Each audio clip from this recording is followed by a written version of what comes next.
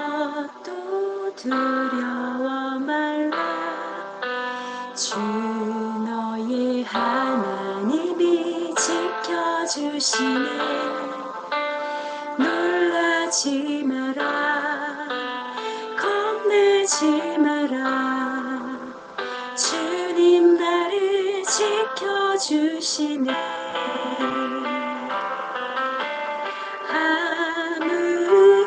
아무것도 두려워 말라. 주 너의 하나님이 지켜주시네. 놀라지 마라. 겁내지 마라. 주님 너를 지켜주시네. 내 맘에 힘에 겨워 지칠지라도 주님 나를 지켜주시네. 세상의 험한 풍파 몰아칠 때도 주님 나를 지켜주시네.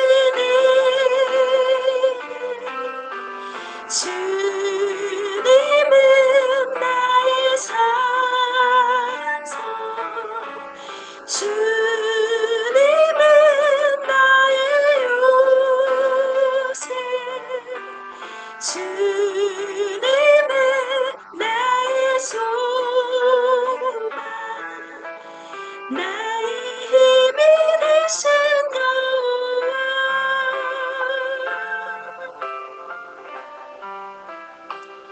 두려워 말라. 내가 너와 함께함이니라. 놀라지 말라. 나는 내 하나님이 됨이니라. 내가 너를 굳세게 하리라. 참으로 너를 도와주리라. 참으로 나의 의로운 오른손으로 너를 붙들리라. 이사야서 40장 10절 말씀. 아멘.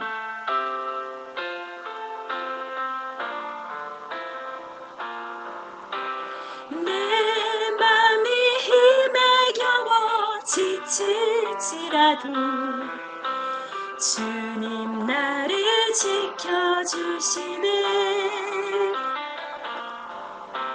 세상의 험한 풍파 몰아칠 때도 주님 나를 지켜주시네.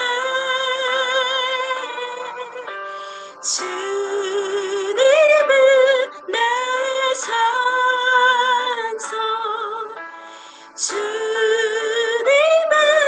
나의 요새, 주님은 나의 소망, 나의 힘이 되신 여호와. 나의 힘이 되신 여호와.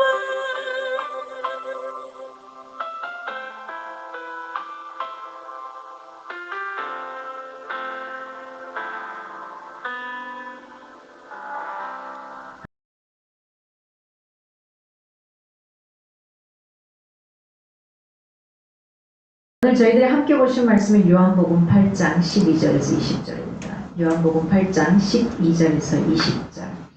제가 한 절, 여러분이 한 절 읽는 절에서 큰 목소리로 함께 하겠습니다. 예수께서 또 말씀하여 이르시되 나는 세상의 빛이니 나를 따르는 자는 어둠에 다니지 아니하고 생명의 빛을 얻으리라. 바리새인들이 이르되 네가 나를 위하여 증언하니 내 증언은 참되지 아니하도다. 예수께서 대답하여 이르시되 내가 나를 위하여 증언하여도 내 증언이 참되니 나는 내가 어디서 오며 어디로 가는 것을 알거니와 너희는 내가 어디서 오며 어디로 가는 것을 알지 못하느니라. 너희는 육체를 따라 판단하나 나는 아무도 판단하지 아니하노라. 만일 내가 판단하여도 내 판단이 참되니 이는 내가 혼자 있는 것이 아니요 나를 보내신 이가 나와 함께 계시니라. 너희 율법에도 두 사람의 증언이 참되다 기록되었으니 내가 나를 위하여 증언하는 자가 되고 나를 보내신 아버지도 나를 위하여 증언하시느니라. 이에 그들이 묻되 내 아버지가 어디 있느냐? 예수께서 대답하시되 너희는 나를 알지 못하고 내 아버지도 알지 못하는도다. 나를 알았더라면 내 아버지도 알았으리라. 함께요. 이 말씀을 성전에서 가르치실 때 헌금함 앞에서 하셨으나 잡는 사람이 없으니 이는 그의 때가 아직 이르지 아니하였음이로라. 네. 계속해서 요한복음 7장 8장 계속해서 나오는 게 때라는 표현이 나옵니다. 내 때가 아직 되지 않아서 잡힐 수가 없는 상황이 되는 거고요. 내 때가 아직 되지 않아서 나타날 수 없는 상황이 되는 겁니다. 우리 각자 사람에게 다 그런 때가 다 다른 것 같습니다. 누구에게나 다 뭐 내가 엄마 뱃속에서부터 그냥 믿든 안 믿든 믿어져서 살아가는 사람이 있고요. 또 어떤 사람은 커가면서 아니라 생각이 돼서 그 다음에 시간이 흐른 다음에 믿는 사람도 있고요. 또 어떤 분은 죽음 직전에 그동안은 내 마음대로 살다가 죽음 직전에 그 하나님을 만나는 그때가 있는 것 같습니다. 그때가 언제일지. 그러나 늘 우리에게는 그때가 주어지는데요. 이거죠. 준비되어 있는 자는 위기가 기회로 다가오는 거고 그걸 내 것으로 잡습니다. 하나님도 마찬가지죠. 그 주님의 복음이 내 앞에 있지만은 내가 그걸 내 것으로 잡지 못하면 그냥 흘러가는 지나가 버린 시간이 된다는 거죠. 오늘 요한복음 8장 12절에서 13절을 보면은 예수님께서 자신을 뭐라고 표현합니까? 나는 세상의 빛이다 라고 선언하십니다. 이 선언에 바리새인들이 반박을 하죠. 빛은 누가 빛이야? 이겁니다. 나는 세상의 빛이야. 너희들에게 비치려고 환하게 비치는 자로 왔는데 바리새인들은 계속해서 반박합니다. 예수님은 인류에게 하나님을 알게 하시는 빛으로 오셨습니다. 그러니까 나를 알림이 아니라 나를 통해서 그 하나님을, 성부 하나님을 알리기 위해서 이 땅에 오셨습니다. 그래서 12절에 나는 세상의 빛이니라 라고 표현합니다. 나는 세상의 빛이니라. 이것은 나는 뭐뭇이다, 뭐뭇이니 이 표현은 요한복음에 참 많이 나오는 표현입니다. 나는 빛이다, 나는 너의 목자다, 나는 무엇이다, 무엇이다, 무엇이다, 나는 생명의 떡이다, 나는 뭐뭇이다 라는 표현이요. 이게 번역으로 보면 에고 에임이라는 표현입니다. 에고 에임이. 그래서 이 표현은 예수님이 종종 자신을 선언할 때 사용하는 대표적인 표현이기도 합니다. 그래서 구약에 하나님께서 사용하신 구약에도 있죠. 나는 스스로 있는 자다 라는 표현 이런 거 있잖아요. 나는 무엇이다. 이거하고 밀접하게 연결되는 그런 표현입니다. 이 빛은 사람들이 알고 있는 모든 빛들과는 사실 구별되는 아주 특별한 빛입니다. 그것만 아주 땡글땡글 빛나는 별인 거죠. 사람들로 하여금 영원한 생명을 얻게 하는 빛, 다시는 어둠에 붙잡히지 않게 하는 빛이라는 겁니다. 구약적 전통에 있어서 빛이 뜻하는 것은 뭐냐면 구약적인 전통이라면 앞으로 도래하실 메시아를 가리킵니다. 도래하실 메시아. 자신이 빛이심을 선언하는 예수님의 말씀은 유대 종교 지도자들에게는 충격이었어요. 아니, 우리가 생각할 때 외적인 조건도 합당하지 않는 이분이 메시아라고 이거죠. 아니, 우리가 생각할 때 이거 있잖아요. 영웅 그러면 뭔가가 좀 특별해야 되는 거잖아요. 우리나라를 구원한다 그러면 뭔가 특별해야 돼요. 근데 진짜 위기 상황은 특별하지 않는 사람이 특별하게 나오더라고요. 보면은. 그가 목숨을 꺼내놓고 나가더라는 겁니다. 예수님은 빛의 근원입니다. 그래서 빛 자체에는 뭐가 있냐면 발광체가 있습니다. 발광체. 그 자체가 되는 발광체. 이 발광체에 해당되는 게 바로 예수 그리스도고요. 우리는 그분의 빛을 반사하는 뭐가 되냐? 반사체가 돼요. 우리는 반사체가 돼야 되는데 발광체로 착각해서는 안 됩니다. 다만 우리는 그분의 것을 받아서 가는 도구로서 합당한 사람들인 겁니다. 따라서 주의 이름을 부르는 자는 예수님께서 자기 안에 계시지 않는 사람들에게는 이 빛을 기대하기가 불가능하다는 사실입니다. 그러니까 내 삶 속에서 그분의 발광체를 받아서 내가 반사체로 빛을 발할 때에 나는 예수 그리스도를 믿는 사람으로 서 있는 거고요. 사람들이 바라볼 때 저 사람 뭔가 다르네 표현할 수 있는 것들이 바로 이 반사체의 역할이죠. 나를 따르는 자는 얻으리라 이렇게 표현을 합니다. 예수께서는 생명의 빛, 즉 영생을 소유할 수 있는 유일한 조건이 바로 누구를 따르는 것, 예수 그리스도를 따르는 거라는 것을 밝히고 있습니다. 영생을 얻기 위해서는 어떻게 해야 되냐? 예수님과 동행하는 삶을 살아가는 자세가 저와 여러분에게 요구되는 겁니다. 다른 거 요구하지 않아요. 돈을 엄청나게 갖다가 헌금하라? 아니요. 그렇게 하지 않습니다. 무엇인가를 가져다 시간을 엄청나게 투자하라? 아니요. 시간 투자하면 좋죠. 그러나 그것보다도 먼저 내 삶에 있어서 내가 예수님의 반사체로서 그 빛의 역할을 하며 살아가기를 바라시는 겁니다. 예수님께서는 주의 여건을 적절히 활용하십니다. 그리고 사람들에게 말씀을 전하셔요. 그래서 굉장히 뛰어나셔요. 그 상황에 맞춰서 그 메시지를 선포하시고 그 상황에 맞춰서 우리들에게 적절한 메시지를 주시고 그 상황에 맞춰서 그가 알아들을 수 있는 언어로 표현을 해주십니다. 유일하게 하나님의 계시를 소유한 유대 민족들이었습니다. 그 유대 민족도 하나님과 그의 뜻을 온전하게 알 수가 없었습니다. 계속해서 우리가 바라보지만 이 유대 민족들, 그들이 그렇게 간절히 바랐던 메시아가 왔음에도 불구하고 인지하지 못하죠. 아니라고 부인하게 되는 겁니다. 율법은 하나님과 그 뜻에 대해서 감접적인 지식만 제공하고 있을 뿐입니다. 율법은 어떻습니까? 조금만 어겨도 어떻게 되죠? 무서운 진노와 심판이 내려지는 겁니다. 그래서 굉장히 무서운 하나님을 부각시키게 되죠. 여러분 그렇게 인지되어 있지 않습니까? 혹시 하나님이 너무 무서워요, 뭐 공포스러워요 이런 사람들은 어때요? 두려워요 이런 사람들은 아마 여러분의 부모님들이, 육신의 부모님들이 그렇게 무서운 분들이었을 겁니다.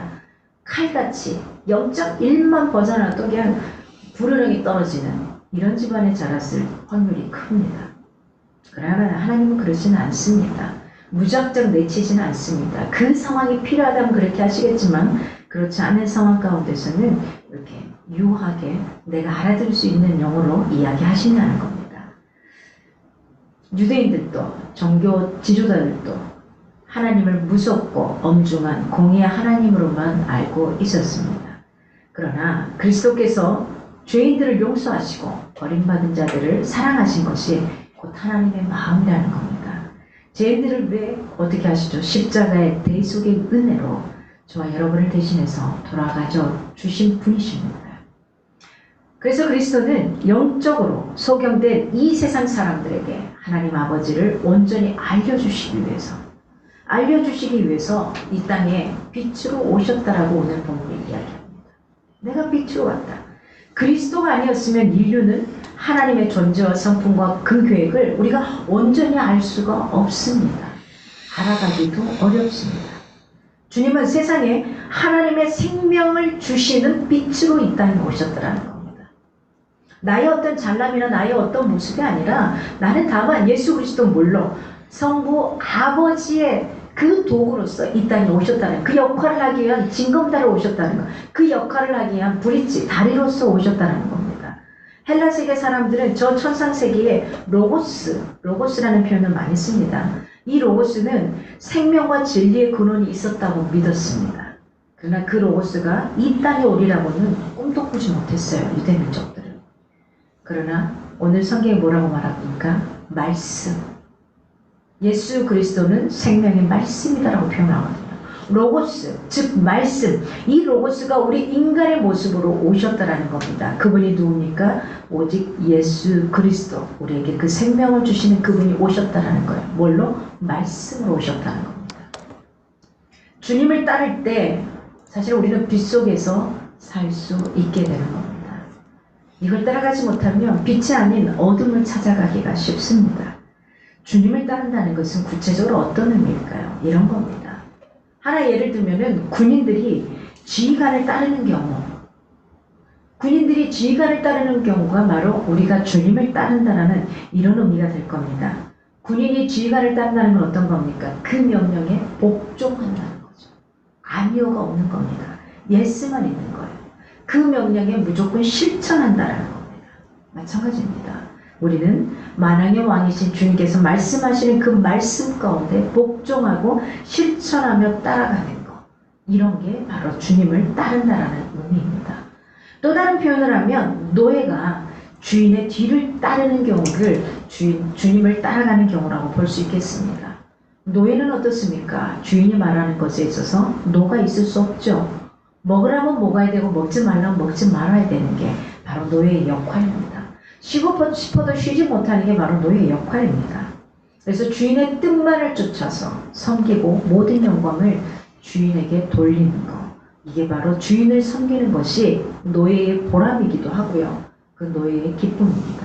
그러므로 우리도 누구를요? 주님의 종으로서 우리가 그분을 섬기고 따라가는 겁니다. 또 어떤 모습으로 할 수 있냐? 현명한 사람의 어떤 가르침이 있잖아요. 국가의 법이라든지 어떤 소수의 가르침을 받아들이고 찬송하고 그대로 행하는 이런 의미가 있습니다. 주님을 따라간다는 것.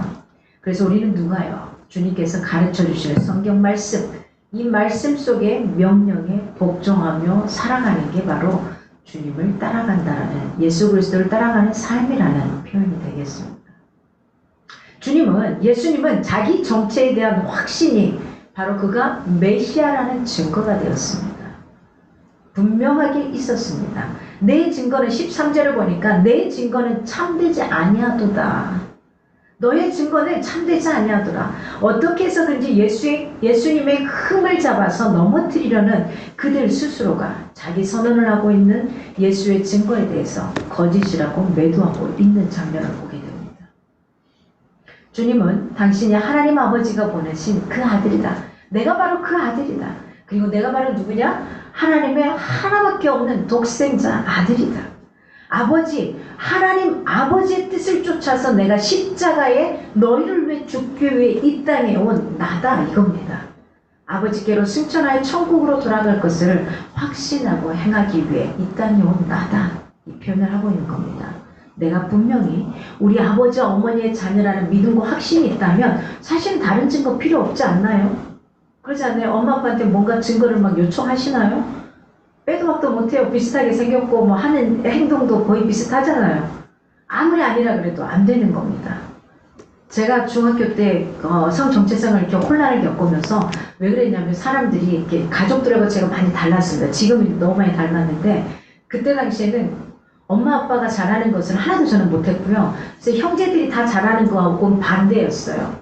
우리 식구들은 체육하고는 상관이 없었어요. 저만 운동 쪽에 뛰어났어요. 나머지는 다 공부, 뭐 미술, 나는 미술하고도 상관이 없고 다 완전히 반대인 거예요. 근데 생긴 것도 달랐어요. 모든 게 반대니까 어른들이 저를 놀릴 때 너 다리 밑에서 주워왔다 그랬는데 그 말이 진짜 다리 밑에서 주워온 줄 알았다는 거 아닙니까? 어렸을 때. 힘들었어요. 그러나 내 부모는 바뀌지 않는데도 불구하고 내가 막 그 신뢰가 깨지기 시작하더라고요. 나 진짜 어느 다리 밑에서 나를 주워왔을까 이 생각을 하게 되는 거죠. 그렇지만 변화가 없다는 겁니다. 내가 그 부모에 대해서 잘하면 잘할수록 얼굴이 닮아가요. 지금 이제 엄마를 너무 많이 닮아서 그냥 길거리 지나가면은 누집 딸이네 이렇게 알더라고요. 지금은 그 전에는 전혀 닮지 않았거든요. 이런 모습들이 있습니다. 내가 분명히 우리 아버지가 어머니라는 자녀라는 그 믿음과 확신이 있다면 사실 닮지 않아도 나는 우리 부모님의 자녀야 라고 생각을 할 겁니다. 근데 그럴 때는 무슨 증거가 필요 없잖아요. 그냥 엄마고 아빠인 거고요. 뭐 더 보여줘 이러나요? 그러지 않죠? 더 보여줘야 되나요? 엄마가 진짜 내 엄마면은 내가 해달라는 거 해줘 이러려나 우리 민서는? 이럴 수도 있겠지만 그러나 그걸 설사 안 해줘도 엄마인 거죠. 저 등치가 엄마한테 아침이면 엄마 안아줘 막 그러더라고요. 그래서 근데 엄마가 하는 말이 내가 뭘 잘해준 것도 없는데 저래 그러더라고요. 그래서 참 이렇게 그 어떤 내포가 잘 돼 있기 때문에 커도 또 그런 것들을 요청하는 것 같다 싶어요. 우리가 하나님 앞에 이렇게 살아가면 됩니다. 하나님 뭘 해주지 않아도 하나님 저 좀 안아주세요. 이렇게 해주면 돼요. 그러면 그 하나님은 내가 뭘 하지 않아도 그래 내 사랑하는 딸아, 내 사랑하는 아들아. 이게 바로 하나님 세상의 법칙과 이 하나님의 법칙이 동일합니다. 이 동일한 이 영적인 권리 속에서 우리가 살아갈 수 있습니다. 두 번째로 14절에서 19절을 보면 예수님께서는 자기 증거의 진정성을 굉장히 변호하십니다. 그리고 영적인 무지를 꼬집으셔요. 우리가 얼마나 무지한지에 대해서, 너희가 얼마나 무지한지에 대해서 이야기를 하십니다. 주님의 사명에 대한 절대적인 의지가 사실은 그가 메시아라는 증거가 되고 있는 겁니다. 다른 게 없는 거죠. 나는 알면이와 너희는 알지 못하느니라. 나는 알고 있는데 너희는 알지 못한다. 내가 그토록 구약에 이야기했던 그가 바로 난데, 너희들은 구약에 있는 그 메시지는 아는데 신약에 와서 와 있는 나를 너희들이 모르는구나. 눈은 떠 있으나 어떡하나요? 보지 못하는구나 하는 거죠. 귀는 뚫려 있으나 듣지 못하는 거예요. 들리긴 들려요. 근데 우리 가끔 말이 분명히 들리는데 인지하지 못할 때 있잖아요. 그런 겁니다. 지금 이런 상황 속에 있는 거예요. 당시 사람들은 어떠죠? 예수님을 너 갈릴리 나사렛에서 난 촌사람이지 않냐? 어떻게 거기서 태어난 사람이 우리를 구원한 메시아가 되겠어? 이걸 계속해서 따지는 거죠. 그러나 오늘 성경 본문에 보니까 예수 그리스도 성부, 성자, 성령 하나님 언제부터 있었냐? 태초에 창세기부터 함께 하셨습니다. 우리가 세상을 창조했다고 표현을 하십니다. 그때부터 있었으나 성부 하나님이 하시는 역할, 성자 예수님이 하시는 역할, 성령 하나님이 하시는 역할이 다르다는 거죠. 삼위일체라는 거, 몸은 하나이나 하시는 역할이라는 거예요. 이겁니다. 내 손이 하는, 내 몸이 하나잖아요. 근데 내 손이 하는 게 다르고 발이 하는 게 다르고 머리가 하는 게 다른 거하고 똑같은 겁니다. 하나이지만 이분이 동시에 다녀요. 우리 떨어져 다니나요? 오른손 따로 떨어져서 나오나요? 오른손 할 일 없으니까 넌 집에 있어 그러고 나오나요? 아니잖아요. 같이 움직이거든요. 움직이지만은 손이 해야 될 역할은 걔가 하는 거고, 그쵸? 저는 양손잡이니까 보통 오른손 왼손을 다 씁니다. 그죠? 양치질 할 때는 오른손이 안 돼요. 힘 없어요. 희한하죠. 오른손 잡는데. 오른손이 더 강한데 왼손이에요. 양치질 할 때는 왼손이 더 힘이 있어요. 희한합니다. 다른 거 할 때는 오른손이 훨씬 더 힘이 세는데. 뭐 이런 역할들이 달라요. 근데 얘를 잘라놓고 다닐 수는 없어요. 이게 바로 성부, 성자, 성령, 삼위일체 하나님이 하시는 역할들입니다. 같이 있었다라는 거예요. 태초에 내가 같이 있었어, 그분과. 하나님과 함께 영광 가운데 내가 교제했다. 하나님께서 보내심으로 내가 세상에 온 거야. 내 성부 하나님께서 나를 이 땅에 해야 될 역할을 위해서 보내신 거야. 근데 유대 지도자들은 이걸 전혀 모르는 거죠. 외적인 조건, 이걸 가지고서 뭔가를 해줘야 되는 거기 때문에 안 된다는 겁니다. 예수님이 행하신 사역은 그가 메시아라는 증거를 계속해서 이야기를 합니다. 그분이 행하신 일, 그분의 삶 속에서 나타난 여러 가지 상황들, 열매들을 봤을 경우 그가 메시아라는, 우리를 구원하실 분이라는 충분한 증거가 있었습니다. 그러나 그들은 그 현상을 보면서도 이건 아닌데, 이건 아닌데, 이건 아닌데가 뭡니까? 굉장히 무서운 사상이 바로 선입견이라는 겁니다. 내가 생각하는, 내가 경험했던 내가 이게 문제라는 거죠. 그게 다는 아닌데도 불구하고. 그래서 우리는 주님께서 행하신 놀랍고 은혜로운 일들을 보고서 주님이 틀림없는 구세주요 하나님의 아들이라는 사실을 우리가 굳게 확신하며 살아갈 수 있기를 바랍니다. 15절에 보니까 이렇게 표현합니다. 나는 아무도 판단치 아니하노라 라고 표현을 합니다. 우리 인간은 외모로 보고 판단을 합니다. 겉모양을 보고 판단합니다. 이 사람이 갖고 있는 스펙, 커리어를 보고 판단을 합니다. 그러나 이런 잘못된 판단이 아니라 예수님께서는 아무도 판단치 않는다는 사실을 강조합니다. 우리의 눈도 우리의 시야도 정말 이렇게 누가 어떤 모습이든 어떤 모양이든 그저 있는 그대로 봐줄 수 있는 얼마나 좋을까 싶습니다. 그런데 솔직히 고백하면 제 눈도 그렇진 않은 것 같습니다. 있는 대로 판단이 안 되는 것 같습니다. 보여주는 게 딱 봤는데 우리 지인이들 봤는데 그냥 보통 사람이네 이러다가 영국 런던대를 나왔어요. 뭐라고요? 이렇게 되는 거예요. 그냥 이렇게 되더라고요. 사람들이 저를 보면 첫 반응이 그래요. 그냥 별 볼 일 없는 사람으로 봅니다. 그러다가 박사내고 확 달라져요. 벤치 막 두 손을 모으고 겸손해지시더라고요. 이게 별거 아무것도 아닌데. 이게 뭐 아무것도 아닌데 참 희한합니다. 우리의 눈이, 우리의 귀가, 우리의 생각하는 판단들이 굉장히 왜곡되어서 바라보게 되는 것 같습니다. 있는 고유 그들의 모습으로 우리가 서로를 바라볼 수 있고 판단할 수 있고 나갈 수 있으면 좋겠습니다. 17절에 보니까 너희 율법에도 이렇게 말합니다. 구약 전체를 가리킬 때 율법과 선지자, 모세의 율법과 선지자 글 그리고 시편 이런 것으로 표현됩니다. 보통 노모스라는 언어를 씁니다. 노모스. 이것은 보통 모세 오경을 가리킵니다. 모세 오경. 그래서 예수님께서 율법을 언급한 것은 두 증인의 입으로나 세 증인의 입으로 그 사건을 확증할 것이며 라는 모세 오경에 나오는 율법의 규정을 그들에게 다시 한번 상기시키고 있는 부분이고요. 아울러 자신의 논증을 거부할 수 없도록 하는 그런 어떤 목적 때문에 구약의 율법을 끌어다가 모세오경의 이야기를 하고 있는 부분입니다. 그렇지만 유대민족들은 계속해서 부정하게 되는 거죠. 그래서 18절에 나를 위하여 증거하시느니라.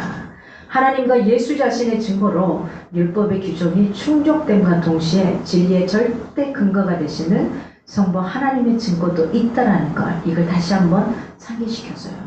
그 구약에서 말했던 그 율법에서 말했던 그가 바로 나다. 그가 그렇게 온다 그러지 않느냐. 그가 바로 나다. 내가 그와 동일하게 이 땅에 왔다. 이걸 구체적으로 입증하고 있습니다.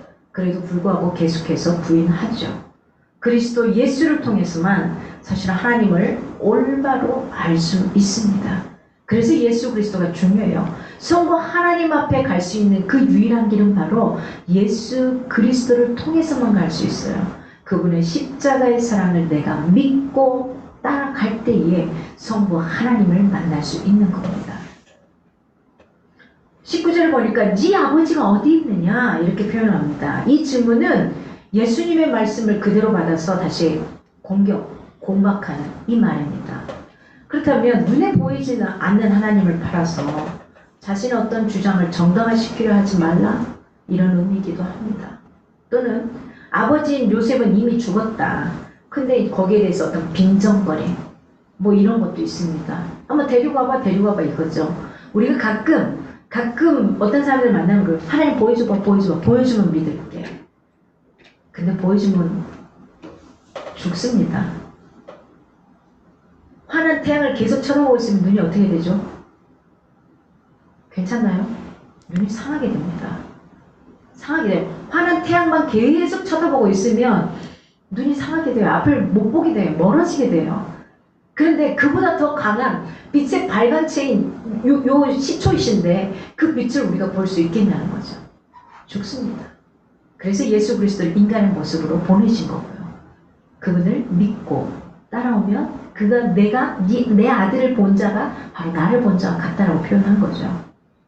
하나님이 어디 있냐 믿을 수 있게 보여달라. 보여줄 수 없는 거예요. 보여주면 죽는데 육신의 눈으로 볼 수도 없어요. 그래서 그분이 궁금하면 예수 그리스도를 봐야 되는 거고 그분을 만나야 돼요.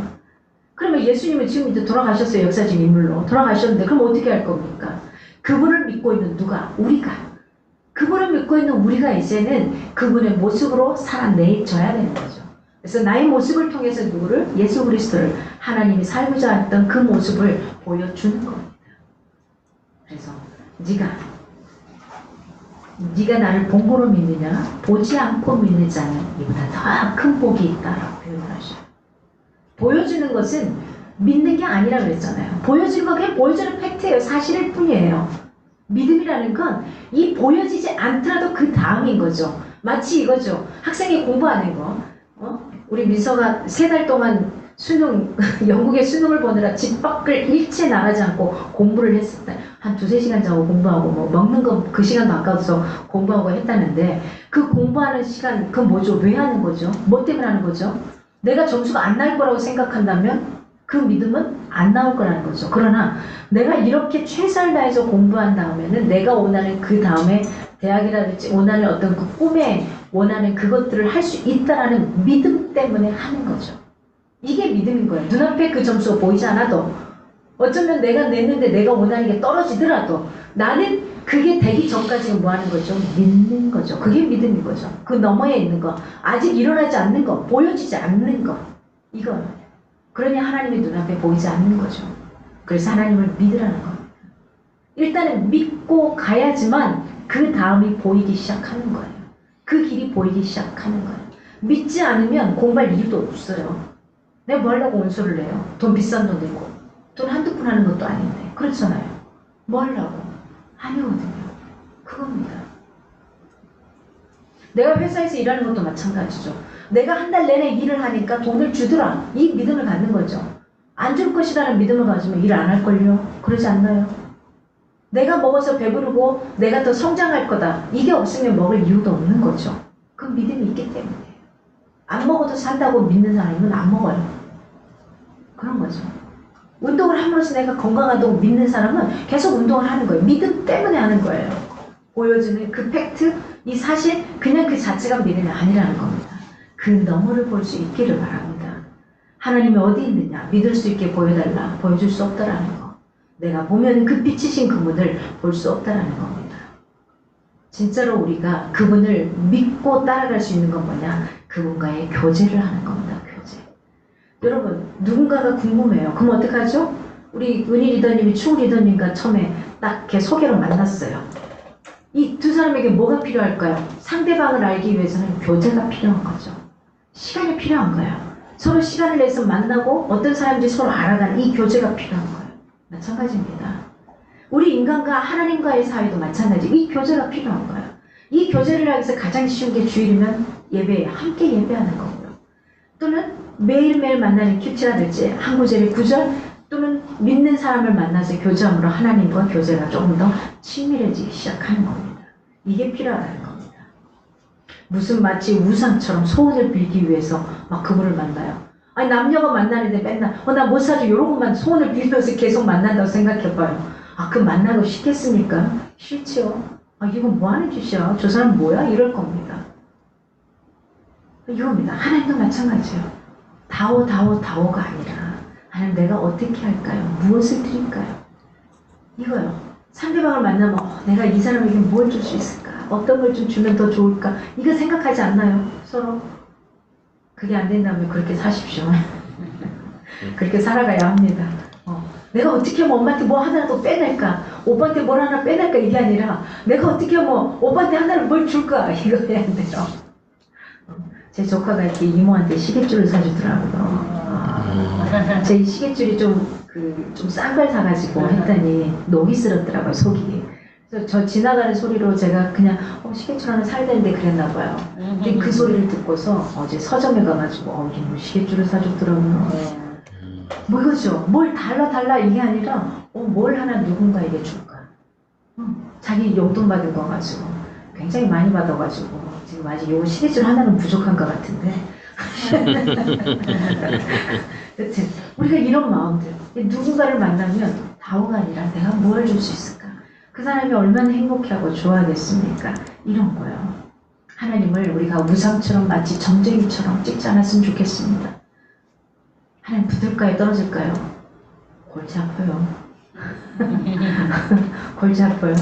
저는 절대 그런 기도 안 해줍니다. 붙여주세요도 안 해요. 하나님, 똑같은 사람들이 다 같이 시험을 본다면 그 중에 나은 조건에 그리고 시험을 본다면 잘 알고 있는 공부했던 것들을 다 풀어줄 수 있는 능력을 재능을 주세요. 이렇게 기도합니다. 붙여주세요 마세요. 아니요. 아니요. 붙으면 좋겠습니다. 하지만 나보다 더 열심히 한 사람이 있다면 그 사람이 붙는 게 당연한 게 아니겠습니까? 그래서 우리의 기도와 이것들이 조금 더 성숙하고 성장해 갈 수 있었으면 좋겠습니다. 오늘 마지막 20절에 보니까 예수를 잡는 사람이 없었대요. 이건 뭐죠? 아직은 예수님의 십자가에 달리실 그 고난의 시간이 아니라는 겁니다. 언제일 거냐 알죠? 내가 하나님 앞에 언제 어느 때 하나님을 제대로 신뢰하고 갈 수 있을 거냐? 아니면 내가 원하는 그 무엇인가가 언제 될 거냐 이겁니다. 언제. 그래서 오늘 20절에 연복계 앞에서 지금으로 따지면 헌금함이에요.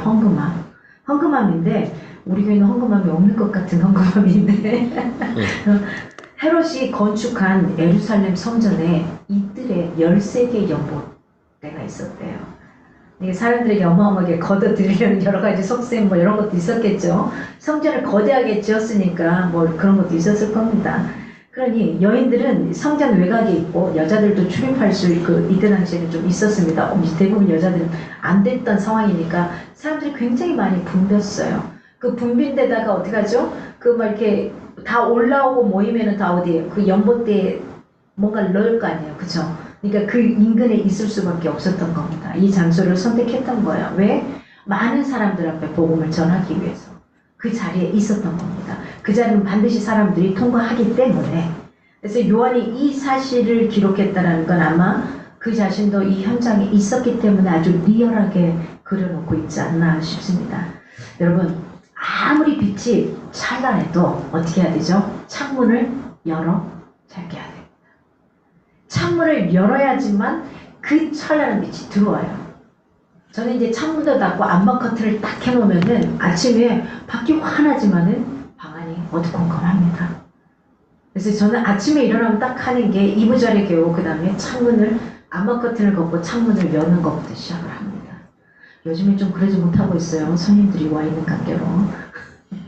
네. 그래서 하여튼 요겁니다.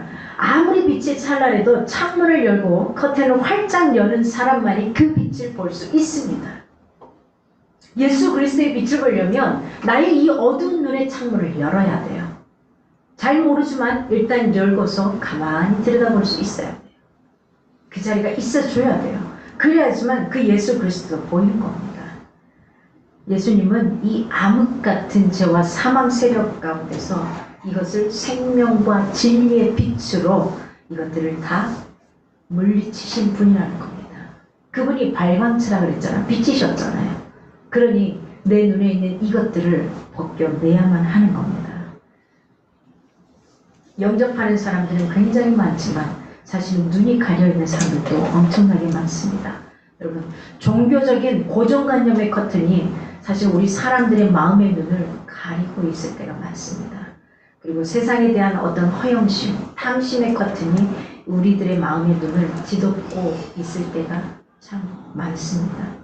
우리는 가난한 심령, 목마른 심령으로 예수 그리스도를 사모하고 섬기는 그런 어떤 생활을 해나갈 수 있으면 좋겠습니다. 그래야지만 그리스도 안에 있는 하나님을 알게 되고 빛의 자녀처럼 행할 수 있는 겁니다. 이번 한 주간을 살아내시면서 환하신, 빛이신 그 주님 앞에 내 눈에, 육신에 이 창문을 걷어낼 수 있기를 바랍니다. 커튼을 활짝 열고 맑고 깨끗하게 볼 수 있었으면 좋겠습니다.